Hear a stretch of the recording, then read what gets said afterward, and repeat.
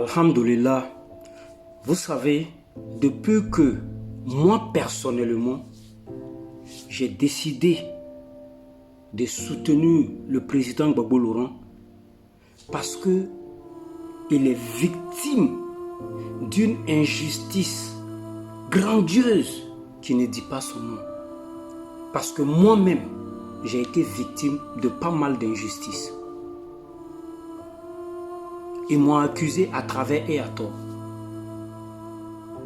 Et là, je vous dis, moi, le président Gbagbo Laurent, je considère qu'il est mon père biologique et que je n'accepterai aucun manque de respect sans pour autant avoir mon mot à dire.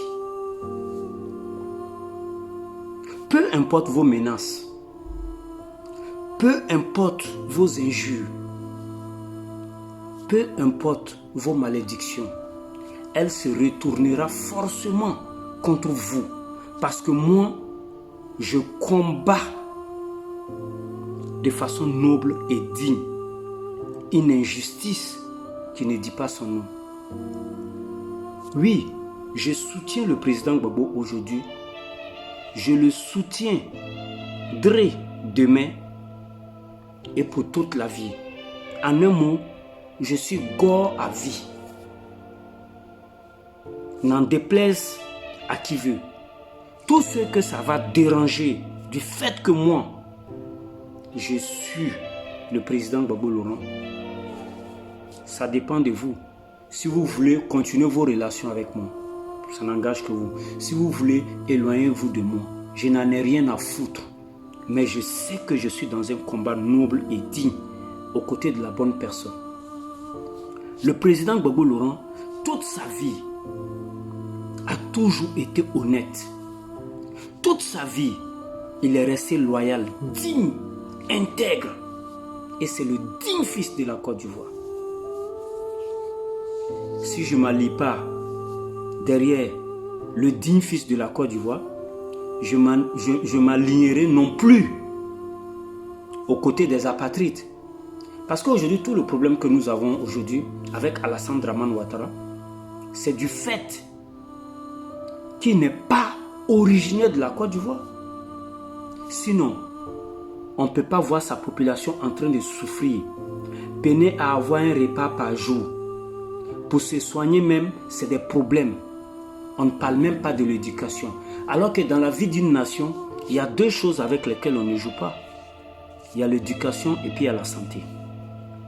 Comment se fait-il que vous dites avoir construit des hôpitaux ici en Côte d'Ivoire, à chaque 5 km, vous l'avez dit, et cependant, vous signez des partenariats avec l'hôpital américain résident en France. Vous trouvez ça normal? Et en même temps, c'est une honte. Parce que quand vous pouvez voyager moins cher, vous et vos familles, pour des voyages diplomatiques et personnels, moi je trouve que vous vous foutez de la gueule des Ivoiriens en fait. C'est dommage. C'est dommage. Mais une chose est sûre et certaine, c'est que vous serez châtiés.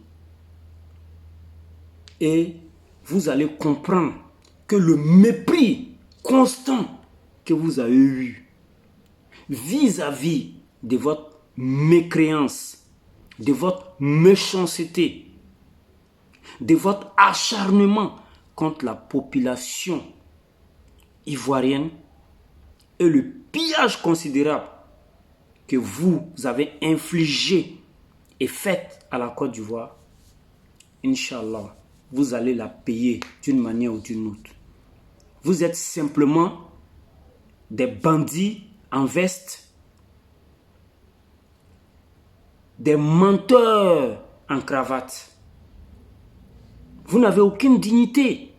Et là, c'est aberrant, c'est triste, c'est écœurant.